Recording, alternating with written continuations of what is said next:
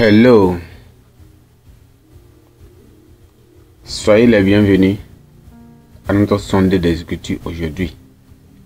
Le Seigneur nous prépare encore afin de pouvoir écouter sa parole.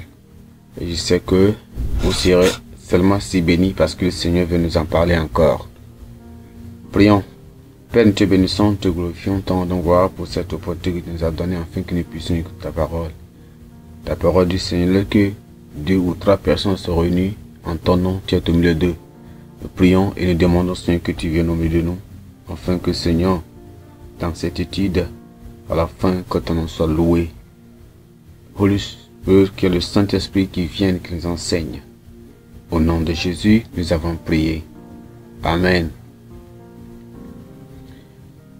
Soyez les bienvenus.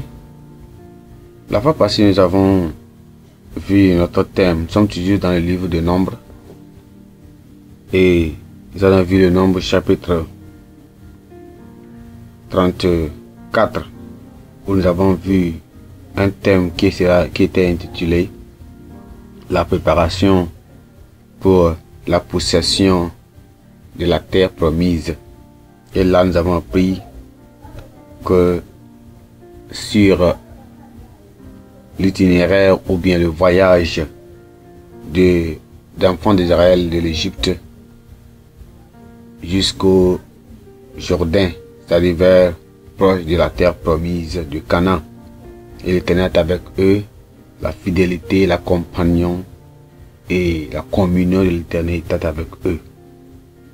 Et nous aussi qui sommes enfants de Dieu aujourd'hui, on représente Israël spirituel, et que Dieu aussi sera avec nous, il sera fidèle et sa communion va rester avec nous. Il va nous conduire jusqu'à la fin, c'est-à-dire jusqu'à la terre promise, le ciel, au nom de Jésus-Christ. Aujourd'hui, par la grâce de Dieu, nous entamons encore une autre étude qui est encore sur le Nombre chapitre 35. Le Nombre 35, on va étudier le thème les villes de refuge. Les villes de refuge. Et lorsque nous lisons dans Nombre chapitre 35, Nombre chapitre 35, à partir du verset 1, la Bible de l'Éternel parla à Moïse et dit: dans les plaines de Moab, près du Jourdain, vis-à-vis de Jéricho, et il dit: ordonne aux enfants d'Israël d'accorder aux Lévites un héritage qui posséderont les villes où ils puissent habiter. Vous donnerez aussi aux Lévites une balieuse autour de ces villes. Ils auront des villes pour y habiter, et les balieuses, bien les balieux, seront pour leur bétail, pour leurs biens et pour tous leurs animaux. Verset 4 dit: les banlieues, bien les banlieues plutôt, des villes que vous donnerez aux Lévites auront à partir du mur de la ville et au dehors 1000 coudées tout autour. Vous mesurez au dehors de la ville 2000 coudées pour le côté oriental, 2000 coudées pour le côté méridional, 2000 coudées pour le côté occidental et 2000 coudées pour le côté septentrional. La ville aura au lieu, tels seront les banlieues de leur ville. Verset 6. Parmi les villes que vous donnerez aux Lévites, il y aura 6 villes de refuge où pourra s'enfuir les meurtriers et 42 autres villes. Total des villes que vous donnerez aux Lévites, 48 villes avec leurs banlieues. Les villes que vous donnerez sur les propriétés des enfants d'Israël seront livrés en plus grand nombre par eux, par ceux qui ont le plus, et en plus, petit nombre par ceux qui en ont moins. Chacun donnera de ces villes aux Lévites en proportion de l'héritage qu'il possédera. L'Éternel parla à Moïse et dit à Moïse, il dit: parle aux enfants d'Israël et dis-leur, lorsque vous aurez passé le Jourdain et que vous serez entrés dans les terres de Canaan, vous établirez des villes pour des villes de refuge où pourra s'enfuir le meurtrier qui aura tué quelqu'un involontairement. Et ces villes vous serviront de refuge contre le danger du sang, afin que le meurtrier ne soit point mis à mort avant d'avoir paru devant l'assemblée pour être jugé. Des villes que vous donnerez, si seront pour vous des villes de refuge Vous donnerez 3 villes au-delà du Jourdain et vous donnerez 3 villes dans le pays du Canaan. Ce sera des villes de refuge. Ces villes seront des refuges aux enfants d'Israël, à l'étranger, à celui qui demeure au milieu de vous. Là pourra s'enfuir tout homme qui aura tué quelqu'un involontairement. Gloire à Dieu. Alors que lorsque nous voyons aussi aujourd'hui, regardons cette étude dans notre thème, nous verrons exactement ce que le Seigneur dit concernant les villes de refuge. Le Seigneur avait recommandé qu'il y a une ville de refuge et il avait appelé ça ville de refuge. Alors, c'est quoi une ville de refuge? Les villes de refuge, c'était des villes que le Seigneur avait employées afin qu'il avait demandé à Moïse de pouvoir à ces villes pour que si quelqu'un commet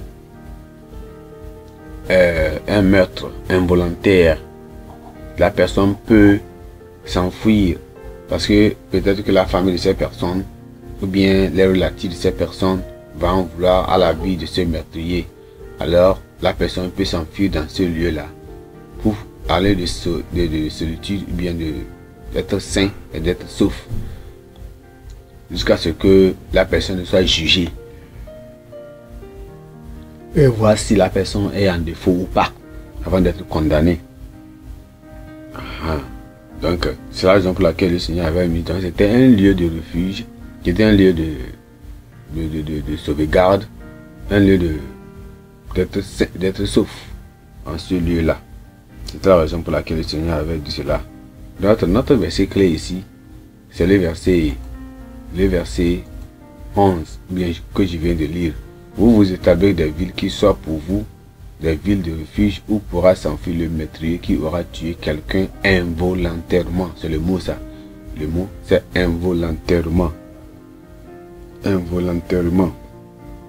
Si quelqu'un tue quelqu'un par, ça dit que c'est par involontairement. Ce n'est pas parce que la personne a voulu le faire, mais involontairement. Alors la personne sera sauvegardée là.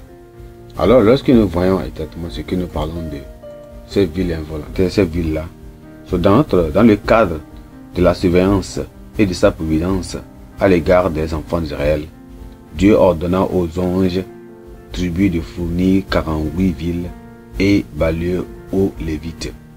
Donc 6 d'entre elles devaient être réservées comme villes de refuge où les meurtriers pourraient se cacher jusqu'à ce que leur sort soit déterminé. Donc c'est en ce moment que nous voyons que quoi, cette disposition révèle l'intérêt quoi, cette disposition, cette mise en place révèle seulement l'intérêt, la compassion et même la miséricorde de Dieu. Vous savez que Dieu, notre Dieu est un Dieu de miséricorde à l'égard de ceux qui ont commis un meurtre sans intention de nuire. Donc en ce cas-là, on voit que quoi, elle donnait aux meurtriers la possibilité d'être protégés avant que quoi, le jugement ne soit prononcé sur eux. Dans le fait que Dieu ait gracieusement prévu les villes de refuge pour sauver de la vengeance cruelle l'auteur d'un homicide, l'auteur qui vient de commettre cet acte vraiment meurtrière, donne une image claire que quoi, le salut qu'un pécheur ne peut trouver qu'en Jésus-Christ. Donc on va dire que les lieux, ces villes de refuge, c'est comme un lieu de pouvoir c'est la chance que le Seigneur de Jésus-Christ donne aux pécheurs d'être comment sauvés sans être condamnés en même temps. Dans le seul pouvoir de donner un véritable refuge à ceux qui courent vers lui dans la repentance sincère et dans la foi en son expiation. Donc par conséquent, les villes de refuge résignaient quoi? Enfin Christ. Ça veut dire que ces villes de refuge, ça représente comment? C'était une représentation de Christ qui est notre solace, Christ qui est notre refuge, Christ en qui on peut avoir le regret de notre vie. Vous voyez, non? Donc il reçoit la vie éternelle lorsque venant au Seigneur à la damnation au péché. Donc la vie éternelle au lieu de la damnation quand ils viennent vers le Seigneur. Donc notre texte aujourd'hui se concentre sur quoi? Sur l'offre de refuge. C'est dans Nombre chapitre 35. Premièrement, ce texte-là nous donne quoi? L'offre. Ça nous montre l'offre de refuge, Christ. Deuxièmement, ça nous donne l'objectif des villes de refuge. Pourquoi ces villes de refuge? Et troisièmement, pourquoi, quelles étaient les conditions pour pouvoir être admis dans l'une d'entre les villes de refuge, et aussi quelles seront les preuves requises pour la condamnation des maîtres, bien des métriers. On verra 3 points rapidement ici avant de pouvoir mieux comprendre cette étude. Dans 3 points. Premier point, on parle de quoi? On va parler de l'ordre. L'ordre de donner des villes aux Lévites. Le Seigneur donne l'ordre. Deuxième point, on verra le concept de ville de refuge. Troisième point, les conditions de sécurité dans les villes de refuge. Premier point rapidement, on voit l'ordre de donner des villes aux Lévites. L'ordre de donner aux Lévites. Lorsque nous regardons notre texte encore que nous venons de lire, dans Nombre chapitre 35, le verset 1, l'Éternel dit, parla à Moïse dans les plaines de Moab, près de Jourdain, vis-à-vis de Jéricho, et il dit, aux enfants d'Israël d'accorder aux Lévites sur l'héritage qu'ils posséderont des villes où ils puissent habiter. Vous donnerez aussi aux Lévites une vallée autour de ces villes. Ils auront des villes pour y habiter et les banlieues seront pour leur bétail, pour leurs biens et pour tous les animaux. Les banlieues des villes que vous donnerez aux Lévites auront à partir du mur de la ville et au dehors 1000 coudées tout autour. Verset 5 dit, vous mesurez en dehors de la ville 2000 de coudées pour le côté oriental, 2000 coudées pour le côté méridional, 2000 coudées pour le côté occidental, 2000 coudées pour le côté septentrional.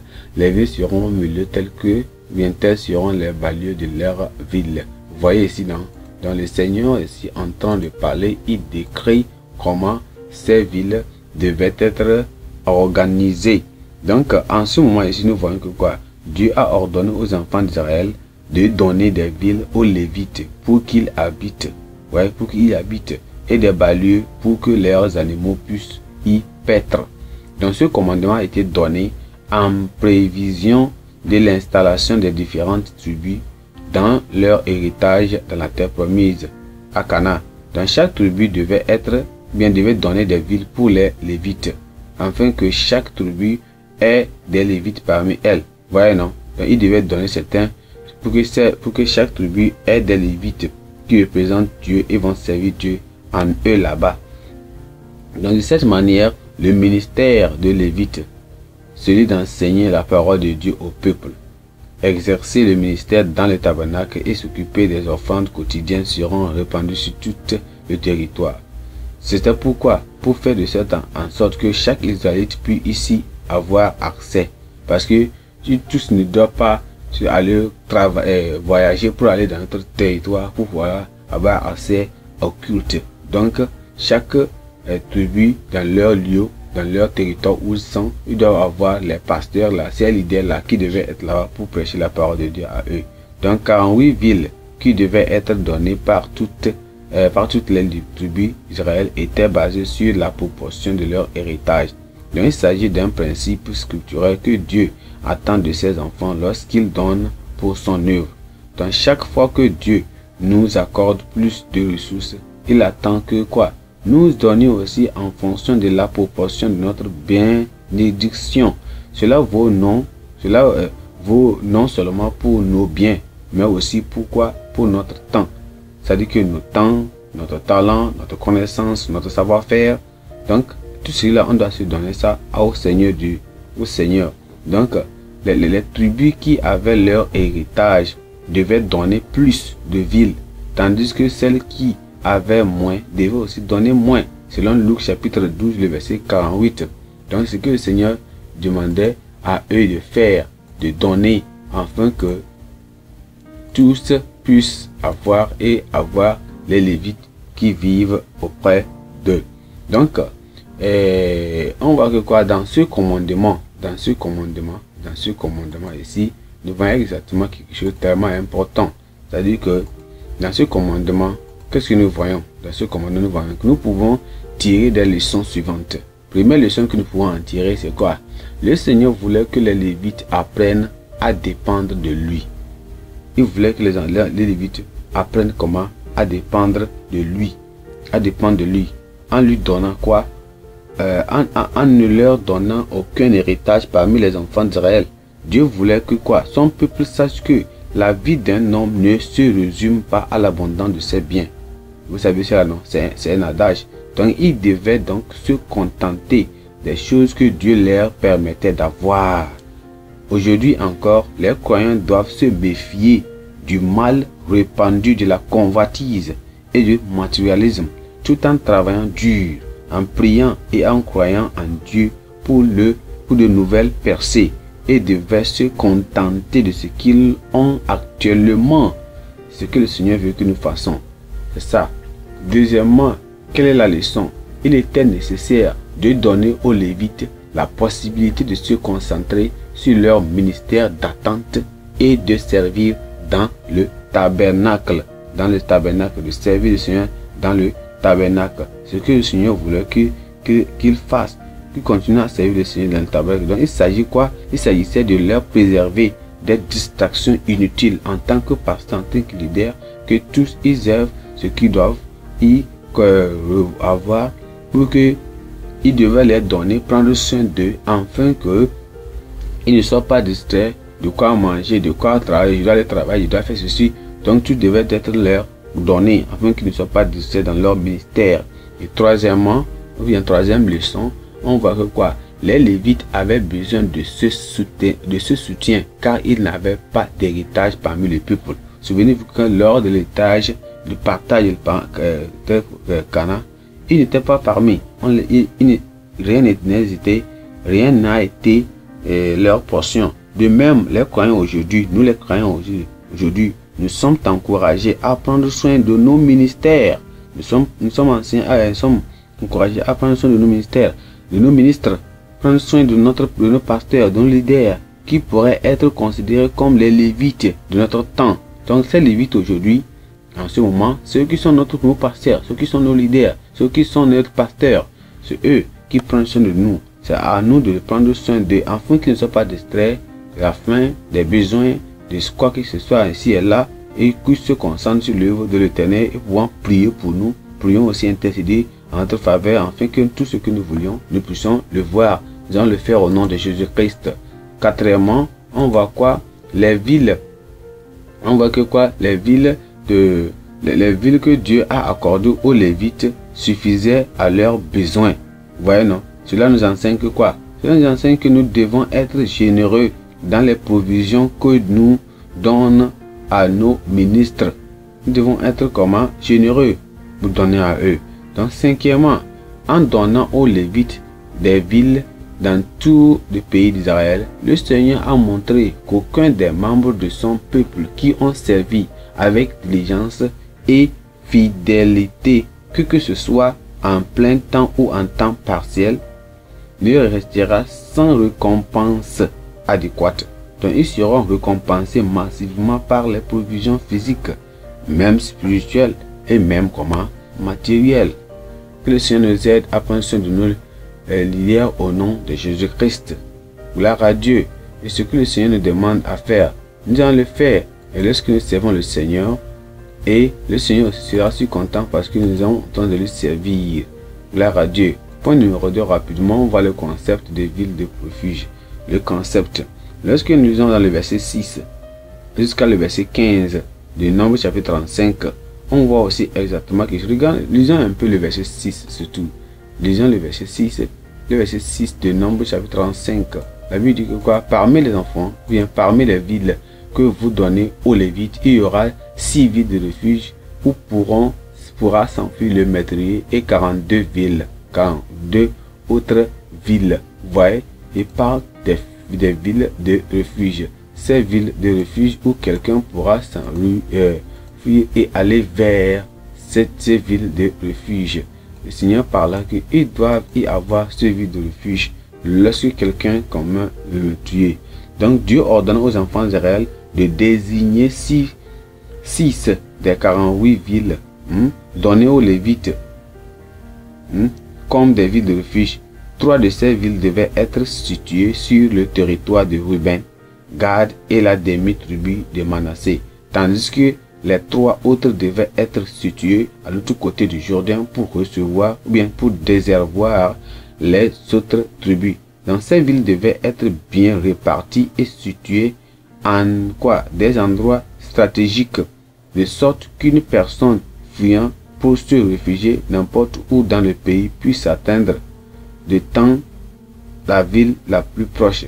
Donc Dieu ordonna également que les routes menant aux villes de refuge soient maintenues en bon état et libres de toute obstruction, afin qu'une personne fuyante, le vengeur du sang, ne soit chaîné.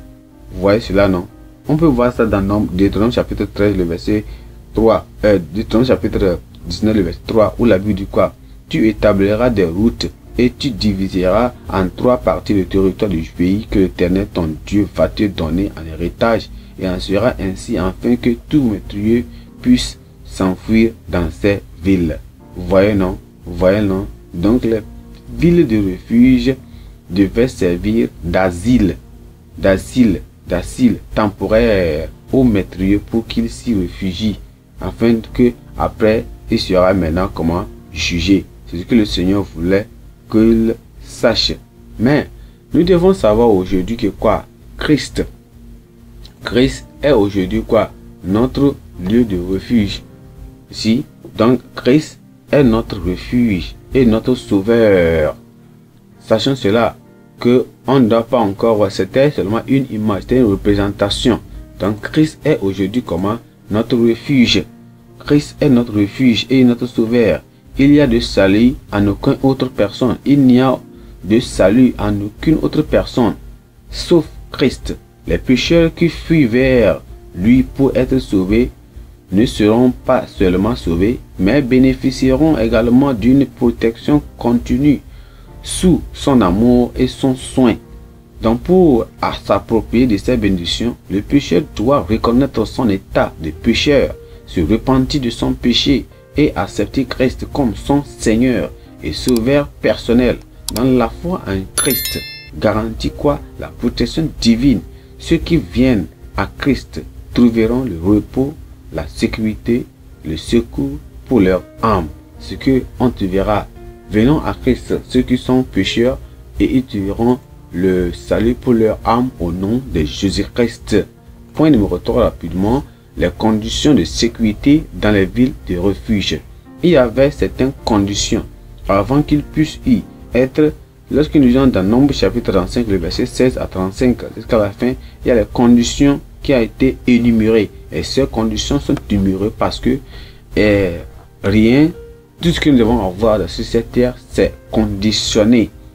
Ouais, non? Donc, le métrier qui ne voit pas, ou bien qui ne se voit pas, ou bien qui se voit offrir d'asile dans une ville de refuge, doit remplir certaines conditions de base pour bénéficier de la sécurité et de la protection comme le vengeur du sang.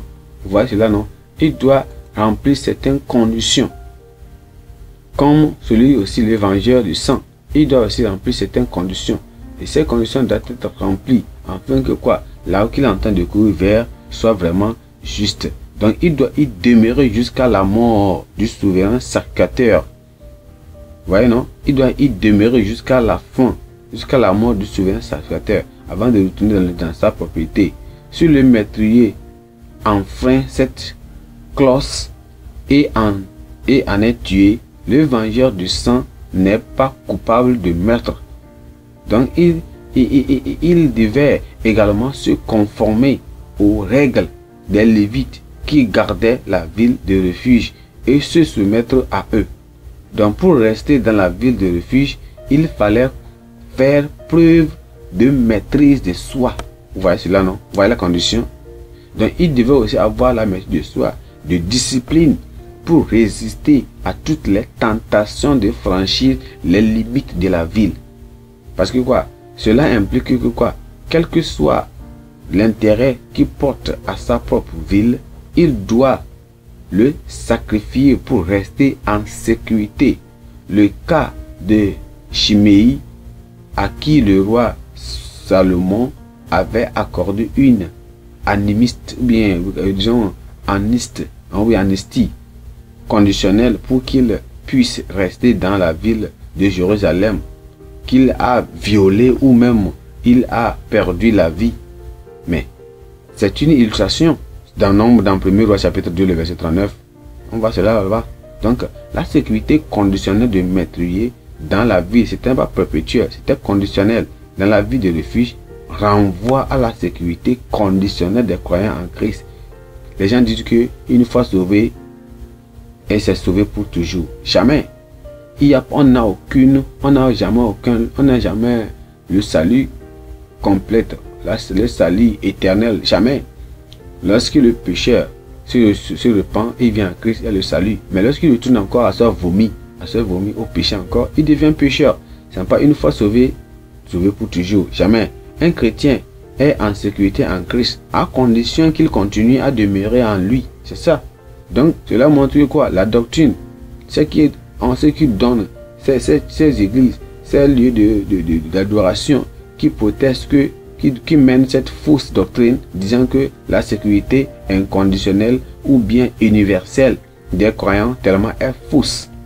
Donc, la désignation des villes de refuge que nous devons savoir est tellement donne et qui quelque chose d'important. On doit savoir que quoi? On doit savoir que si quelqu'un doit continuer à servir le Seigneur et à faire ce que le Seigneur veut que cette personne fasse, la personne doit vraiment obéir ou bien être née de nouveau. Donc la désignation des villes de refuge pour le maîtriser permet de tirer quelques leçons essentielles. Et quelles en sont ces leçons essentielles? Premièrement, la leçon essentielle c'est quoi? La miséricorde et le pardon sont prévus pour le pénitent. Ils sont prévus pour le pénitent. C'est le pénitent, le sincère demandant. Donc le pardon et la miséricorde, c'est pour ceux qui sont vraiment sincères. Deuxièmement, Dieu déteste le péché et l'injustice envers les innocents. Dieu déteste cela. Troisièmement, comme les villes de refuge étaient situées à une distance raisonnable et que la route ou bien les routes étaient libres de tout obstacle, donc le chemin aussi du salut est accessible à tous ceux qui se tournent vers Christ dans leur véritable repentance et dans la foi en son sang expiatoire. Voyez non? Quatrièmement, le refuge était destiné à tous, indépendamment du salut et du sexe.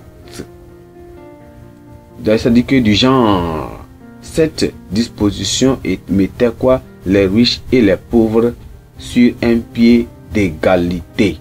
Sur un pied comment? D'égalité. C'est ça. Cinquièmement, tout comme un Israélite doit se mettre aux administrateurs et aux règles dans les villes de refuge, le pécheur aussi doit ajouter son propre rôle. Le pécheur doit faire de mêmes choses. Il doit aussi mettre de son propre comment? Rôle. C'est ça, avant de faire cela. Alors, et lorsque nous regardons aussi un peu quelque chose, on regardait un peu l'assassin qui est présumé coupable d'homicide volontaire. Pourquoi? À quel moment on peut dire que l'assassin est présumé coupable d'homicide volontaire? C'est à condition si, premièrement, s'il frappe ou bien s'il tue la victime avec une arme mortelle comme le fer ou la pierre. Deuxièmement, s'il frappe la victime avec une arme dangereuse en bois. Troisièmement, s'il poignarde la victime par haine. Quatrièmement, s'il tend une embuscade à la victime. Et cinquièmement, si par inimitié il frappe de sa main, mais il le frappe de sa main, mais il la frappe de sa main, si c'est la victime. Il la frappe de sa victime, de sa main. C'est la raison, c'est où on va dire que cette personne-là comment est victimisée, ou bien sûr cette personne sera condamnée. Cette personne sera comment? Condamnée.